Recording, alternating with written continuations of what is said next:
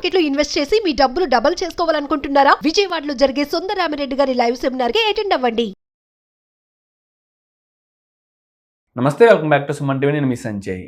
ఈరోజు మనతో పాటు ఉన్నారు motivational speaker and emotional wellness coach హరిత అక్కల గారు. మ్యామ్తో మాట్లాడి భార్య భర్తల మధ్య గొడవల గురించి, ఒకవేళ విపరీతమైన గొడవలు వస్తే తర్వాత ఎలా డీల్ చేయాలి అన్న విషయాల గురించి కొంచెం చర్చించి కొన్ని కీ పాయింట్స్ తెలుసుకుందాం. నమస్తే మ్యామ్. నమస్తే సంజయ్. మ్యామ్, మనం ఇప్పుడు చూసుకుంటున్నాం కదా, ఎక్కడ చూసుకున్నా ఏ కోర్టులో చూసుకున్నా డివోర్స్ కేసెస్ అనేవి బీభత్సంగా పెరిగిపోతున్నాయి. అండ్ వీధిలో అన్యోన్యంగా ఉన్న జంట ఉంటున్నారో లేదో తెలియదు, కానీ ఒక వీధిలో గొడవలు పడే జంటలు మాత్రం వీధిలో 90% నుంచి 70% వరకు ఉంటున్నారు. అసలు ఈ గొడవలన్నీ డివోర్స్ వరకు వెళ్లకుండా వాళ్ళిద్దరి మధ్య ఎక్కువ గొడవలు వచ్చి కొట్టుకుని తిట్టుకుని ఇంత జరిగినప్పుడు మళ్ళీ వాటిని ఎలా డీల్ చేయాలంటారు? వాళ్ళిద్దరు ఎలా ప్యాచప్ అవ్వాలంటారు? ఫస్ట్ వైఫ్ అండ్ హస్బెండ్స్ ఇద్దరు కూడా మన దగ్గర కనెక్ట్ అయిన తర్వాత సంజయ్ ఒకటి ఫాలో అవ్వమని చెప్తాను. జనరల్గా channel, her name is Seema Anand. అది జనరల్ నేను ప్రైవేట్గా సెషన్స్లో చెప్తాము, బట్ ఐ రిక్వెస్ట్, ఓకేనా, సీమా ఆనంద్ అనేసి ఒక ఇన్స్టా ఫాలో అవుతారా, యూట్యూబ్లో ఫాలో అవుతారా, లెట్ దెమ్ ఫాలో కపుల్స్కి. She will tell very clearly sexual desires తీరకపోతే వైఫ్ అండ్ హస్బెండ్ ఎలా కొట్టుకుంటారు.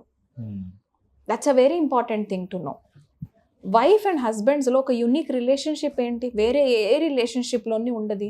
అది దగ్గర శారీరక సంబంధం అన్నది వీళ్ళిద్దరిని అప్రూవ్ చేస్తారు. సొసైటీ కూడా ఇట్ అప్రూవ్స్ కదా. వాళ్ళిద్దరూ అంత మంచి అన్యోన్యం దాంపత్యంలోకి ఎంటర్ అవుతున్నారు అని నలుగురికి చెప్పుకునే ఒక విశేషమే పెళ్ళి అంటేనే. నలుగురు పిలిచి భోజనాలు పెట్టుకొని మరి మా అబ్బాయికి ఈ అబ్బాయి, మా అమ్మాయికి ఈ అబ్బాయిని ఇస్తున్నాం, ఈ అబ్బాయికి మా అమ్మాయిని ఇచ్చుకుంటున్నామని వాళ్ళు ఎంతో హ్యాపీగా సెలబ్రేట్ చేసుకుంటారు. నెక్స్ట్ లెవెల్లో పిల్లలు పుడతారు వాళ్ళకి. వీళ్ళిద్దరికి మాకు ఓకే, వీళ్ళిద్దరి నుంచి వచ్చే పిల్లల్ని కూడా మేము వీఆర్ వెయిటింగ్ ఫర్ ఇట్ కదా. యాక్చువల్ ప్రాసెస్ అయితే ఇది కదా మ్యారేజ్ అంటేని.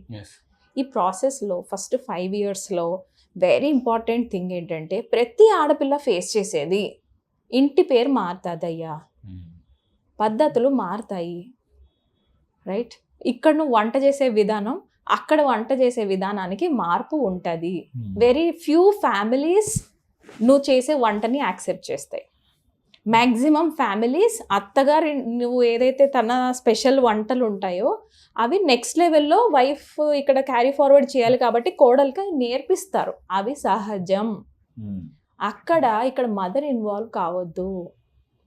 నువ్వు ఏ కూర బాగా చేసినా మేము మాత్రం బాగా తింటాం కదా, వాళ్ళకి ఏంటి నొప్పి అని పొరపాటున ఈ అమ్మ అన్నిందంటే కాన్ఫ్లిక్ట్ ఈ అమ్మాయి మైండ్లో స్టార్ట్ అవ్వింది. నేను చాలా చిన్నది తీసుకుంటున్నాను వంట అని, అలాంటివి అన్నిట్లోనే ఉంటాయి. ఈ అమ్మాయి ఎక్కువ పడుకుంటుంది, సరిగా ఇల్లు ఉడవదు, ఓవర్గా ఓడిస్తేనేమో ఓవర్గా ఇల్లు పనే చూస్తుంది, భర్తను చూసుకోదు. భర్తను బాగా చూసుకుని బయటికి వెళ్తాను అనుకో, వీళ్ళు మమ్మల్ని పట్టించుకోడు, వీడు ఎంతసేపు అమ్మాయిని పట్టించుకొని బయటికి వెళ్తూ ఉంటాడు. ఓకే, ఇంట్లో ఎవరన్నా ఆల్రెడీ చిన్నపిల్లలు ఉన్నారు, ఈ పిల్లల్ని ఇంట్లోకి రానివ్వరు, వాళ్ళిద్దరే ఉంటారు. పెళ్ళైన వాళ్ళు ఇద్దరే ఉండక పిల్లల్ని తీసుకొని ఇంట్లో కూర్చుంటారా? They needed a private space, they everybody want a private space. So కానీ నేనేమంటానంటే, ఫస్ట్ 5 yearsలో నువ్వు ఏ బిహేవ్ చేసినా దానికి ఆపోజిట్ చెప్తారు. దీనికి నువ్వు స్టబర్న్ అవు కదా.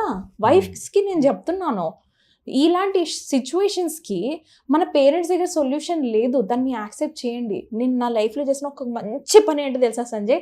సరే అయిపోయింది ఏదో అయిపోయింది, 5 ఏళ్ళు 6 ఏళ్ళు అయిపోయింది, ఇప్పటికైనా నేను ఇంకో కొత్త పర్సన్ మైండ్ సెట్ నాకు రావాలి అని ఫిక్స్ అయ్యాను నేను. ఓకే, నేను నచ్చట్లేదు, లేకపోతే నేను కొన్ని సరిగా చేయట్లేదు, నేను నేర్చుకోవాలి, కానీ ఇక్కడ నాకేం పేరెంట్స్ సపోర్ట్ చేస్తారు కదా, నువ్వు బాగానే ఉన్నావు అనేసి. కానీ ఇక్కడేమో కంప్లైంట్లు వస్తున్నాయి, ఇందులో ఇంకొంచెం బెటర్ అవ్వు, నీకు ఇది మాత్రం లేదు అనేసి. ఏంట్రా ఈ కిచిడి అసలు నేను కనుక్కోవాలి. నాకే ఇక్కడ ఏమవుతుంది, మనల్ని ఎవరైతే యాక్సెప్ట్ చేయాలని కనబడుతుందో ఒక అమ్మాయి లోపల నుంచి ఫ్రస్ట్రేషన్ బయటకు వస్తుంది. అటు ఇటు కన్ఫ్యూజ్డ్ అయిపోతాం సంజయ్. ఇది ప్రతి అమ్మాయి ఆల్మోస్ట్ ఫేస్ చేసేది. అబ్బాయిలకి ఇది ఉండదు. మేము will go through this level where will be like confused. నేను ఆ పర్సన్ కింద ఉన్నప్పుడు వీళ్ళకి నచ్చలేదా, ఇప్పుడు సగం మారిపోయి ఉంటారు ఈ ఫ్యామిలీ కోసం. మారిపోతున్నప్పుడు సపోజ్ సింపతి యాడ్ చేసుకున్నారనుకో, నేను వీళ్ళ కోసం మారుతున్నా, వీళ్ళ కోసం చేస్తున్నా అని. No, you are doing it for yourself only. వాళ్ళు నీకు ఎంత ఇంపార్టెంట్ పీపుల్ అంటే వాళ్ళ కోసం నువ్వు మారడానికి రెడీ అయ్యే కాబట్టే మారావు. This is a very correct mindset. లేకపోతే సింపతి ఆంటీ మన లైఫ్లో బతకనివ్వదు. చుట్టుపక్కల అయ్యో నీకు ఎంత కష్టాలమ్మా, ఫ్యామిలీకి ఇచ్చినారు నిన్ను, అయ్యయ్యో అంటే మనం వీడు ఏడుస్తుంటాం. Can you see what I'm trying to tell you?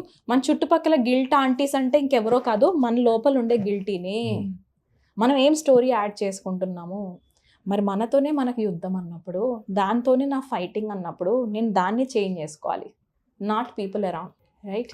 ఆ లెవెల్ రావాల్సింది. ఈ విషయం మీద గొడవలు వస్తాయి అంటారా భార్య ఇక్కడ వైఫ్ అండ్ హస్బెండ్స్ కి ఎట్లా గొడవలు వస్తాయంటే, హస్బెండ్ అనుకుంటాడు నేను రైట్, వైఫ్ అనుకుంటది నేను ఎంత మారాలి, నువ్వు కూడా మారాలి అన్న పాయింట్ వచ్చేస్తుంది. నువ్వు నన్నే చేంజ్ చేస్తున్నావు, నువ్వు కూడా చేంజ్ అవ్వాల్సిందే. హస్బెండ్కి ఏంటి, జనరల్గా మనది Indian dominated society, male dominated society, నేను ఎందుకు మారుతానే ఉంటుంది కదా. బట్ స్టిల్ పాపం వాళ్ళు కూడా ఐ యాక్సెప్ట్ దిస్ సంజయ్. నేను ఎప్పుడైతే మేల్ క్లయింట్స్ని కూడా యాక్సెప్ట్ చేయటం మొదలు పెట్టానో, when I'm talking to them also, ఇప్పుడు దాకా మేల్ క్లయింట్స్ కూడా వచ్చారు మనకి, వాళ్ళతో మాట్లాడిన తర్వాత I had to change my mind set again. నేను ఎప్పుడు ఒకరి వైపే విన్నా, వాళ్ళ వైపు వింటుంటే కూడా oh my god, even they are going through a lot. Yeah, వాళ్ళు రెండు మధ్యలో శాండ్విచ్ అవుతున్నారు. They are also becoming a sandwich between mother in law, అదే అమ్మ ఇటు వైఫ్, ఐదర్ అమ్మ కావాలి లేకపోతే వైఫ్ కావాలి అన్న కిచడీలో వాళ్ళు ఫేస్ చేస్తున్నారు. I'm not saying no.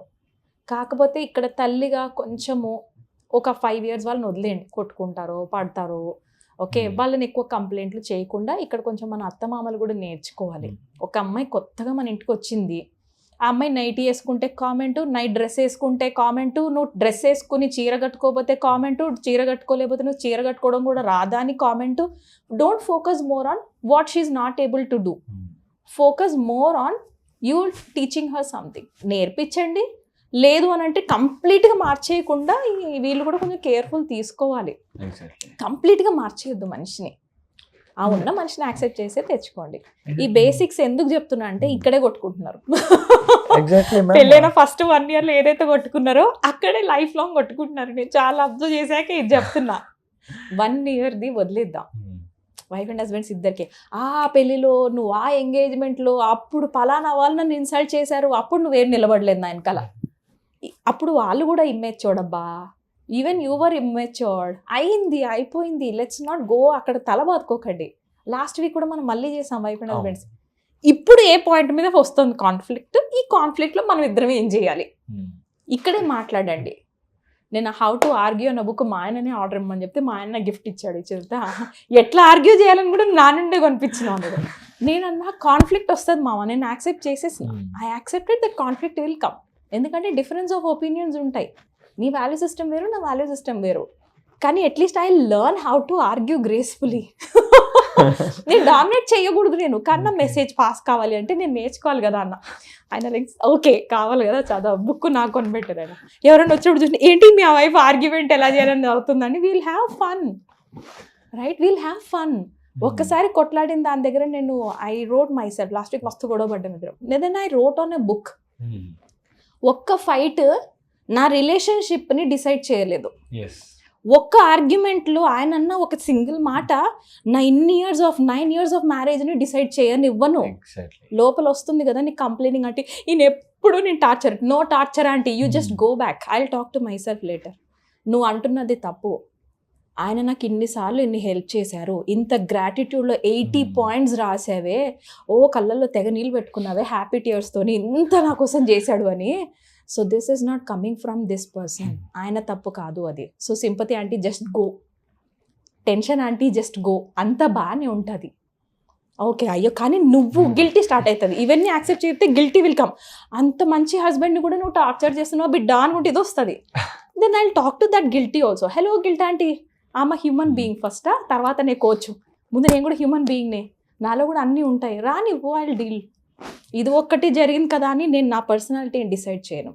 If injustice happened with me, happened with మీ.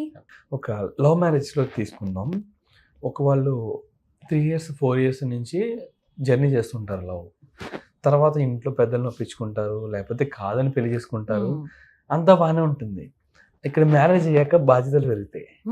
ఇక్కడ వీళ్ళంతా అప్పటి వరకు కలిసి ఉందాం, జీవితాంతం ఒకరికి తోడుగా ఉందాం అనుకుని పెళ్లి చేసుకున్న వీళ్ళే నువ్వు అలా లేవని గొడవపడి, ఇలా లేవని గొడవపడి, లేదా నీతో నాకు ఇది సెట్ కావట్లేదు, ముందులా లేవు, ఇలా లేవు అని చెప్పేసి కారణాలు వెతుకొని, చిన్న చిన్న కారణాలు వెతుక్కొని విడాకుల వరకు వెళ్తున్నారు. నిజంగా అంటే వీళ్ళిద్దరు ప్రేమ కన్నా ఆ చిన్న గొడవ ఇంపార్టెంట్ అయిపోతుంది మీరు అన్నట్టుగా చూసుకుంటే.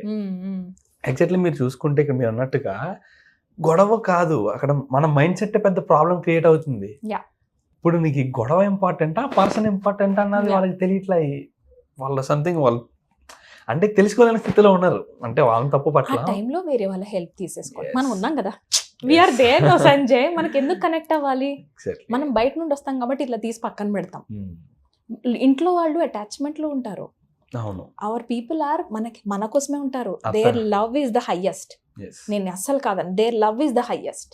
దానికోసమే మనం ఆ మీరు రిలేషన్షిప్ అన్నది కరెక్టే. అదే ఒక కానీ ఇంట్లో వాళ్ళే రిలేషన్ ఉన్న attachment వ్యక్తి లో అయితే ఉంటారు. సంథింగ్ ఒకరిని తప్పు పట్టలేరు, పడితే ఒకరి వైపు మాట్లాడాలి. Mm. అంటే వాళ్ళ మధ్య వెళ్ళి వాళ్ళ గొడవను పక్కన పెడదాం, వాళ్ళిద్దరిని కలుపుదాం అన్న స్టేట్ లో మా వెళ్తారు. అమ్మాయిని ఇంత మాట అంటున్నారా అని ఇటు వస్తుంది. మా అబ్బాయి మీ అమ్మాయిని చేసుకున్నాక ఇంత టార్చర్ అనుభవిస్తున్నాడు అని వీళ్ళకి పెయిన్ వచ్చేస్తుంది. పెయిన్ లో you can't take right decisions. అక్కడ మనం హెల్ప్ అవుతాం. Absolutely ma'am. Thank you Yeah. Ma'am. Thank you very much. Thank అని you. ప్రతి ఒక్కరు తెలుసుకుంటారు అనుకుంటున్నాను ఈ చిన్న చిన్న విషయాల గురించి. ఒక జీవితాన్ని ఊహించుకున్న వ్యక్తిని కోల్పోవడం అనేది నిజంగా చాలా Mm. రాంగ్ థింగ్ అనేది. నిజంగా జస్ట్ ఒక చిన్న గొడవ, మీకిద్దరి మధ్య గొడవ ప్రాబ్లం అయితే గొడవని పక్కన పెట్టండి. ఆ గొడవ గురించి ఆ జీవితాంతం కలిసి ఉందాం అనుకున్న వ్యక్తిని పక్కన పెట్టడం ఎంతవరకు సమంజసం అది అదే నిజంగా.